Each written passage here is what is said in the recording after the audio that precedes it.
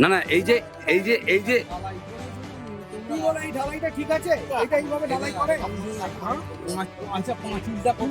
দেখুন, এই হচ্ছে পুরনো ঢালাই। আর দেখুন ঢালাইয়ের বিম দেখুন, কারোর সঙ্গে কারোর কোনো রকম ভাবে যোগসাজশ নেই।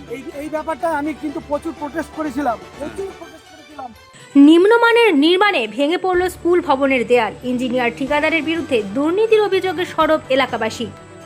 নির্মাণ চলাকালীনই ভেঙে পড়ল স্কুল ভবনের একাংশের দেয়াল। ঘটনাকে কেন্দ্র করে ব্যাপক চাঞ্চল্য ছড়িয়েছে হুগলির পুরসুরা ব্লকের শ্রীরামপুর কৈলাসচন্দ্র সাধুকা হাই স্কুলে। অভিযোগ, নিম্নমানের নির্মাণ সামগ্রী ব্যবহার এবং একাধিক অনিয়মের জেরে এই ঘটনা ঘটেছে।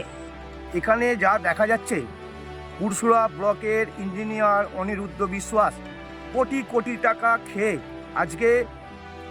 আজকে এমনভাবে বিল্ডিংটা করছে। আজকে বিল্ডিংটা, এই যে ইটগুলো যদি বাইরে থাকতো, নিম্নমানের বালি, নিম্নমানের সিমেন্ট, নিম্নমানের ইট, অবিলম্বে বিডিও সাহেবকে আমরা আবেদন করব, এই চোর অনিরুদ্ধ বিশ্বাস পুরসুরা ব্লক থেকে ইঞ্জিনিয়ারের সঙ্গে, কন্ট্রাক্টরদের সঙ্গে এরা যোগসাজশ করে কোটি কোটি টাকা কামিয়ে নিয়ে চলে যাচ্ছে।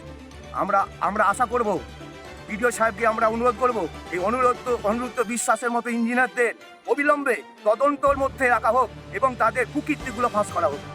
স্থানীয় বাসিন্দাদের দাবি, ব্লকের ইঞ্জিনিয়ার অনিরুদ্ধ বিশ্বাস এবং সংশ্লিষ্ট ঠিকাদারদের যোগসাজশে কোটি কোটি টাকার দুর্নীতি হয়েছে। নির্মাণ কাজে ব্যবহৃত বালি, সিমেন্ট ও ইটের মান অত্যন্ত খারাপ বলেও অভিযোগ তুলেছেন তারা। বিজেপি নেতা ও পঞ্চায়েতের সদস্য শুভঙ্কর চক্রবর্তী এবং সন্দীপ জানা সরাসরি অভিযোগ করে বলেন, তৃণমূল আমলে এই কাজে টেন্ডার হয়েছিল। সেই সময় থেকেই তোলাবাজি ও দুর্নীতির মাধ্যমে কাজ হয়েছে। আজ তার ফল ভুগতে হচ্ছে সাধারণ মানুষকে। তাদের দাবি, অবিলম্বে একটি নিরপেক্ষ তদন্ত কমিটি গঠন করতে হবে এবং দোষী ইঞ্জিনিয়ার ও ঠিকাদারদের বিরুদ্ধে কঠোর ব্যবস্থা নিতে হবে। পাশাপাশি সংশ্লিষ্ট ঠিকাদারদের ব্ল্যাকলিস্ট করার দাবিও উঠেছে। অন্যদিকে স্কুল কর্তৃপক্ষের অভিযোগ, নির্মাণের মান নিয়ে বারবার সংশ্লিষ্ট ইঞ্জিনিয়ারকে সতর্ক করা হলেও সেই অভিযোগকে গুরুত্ব দেওয়া হয়নি।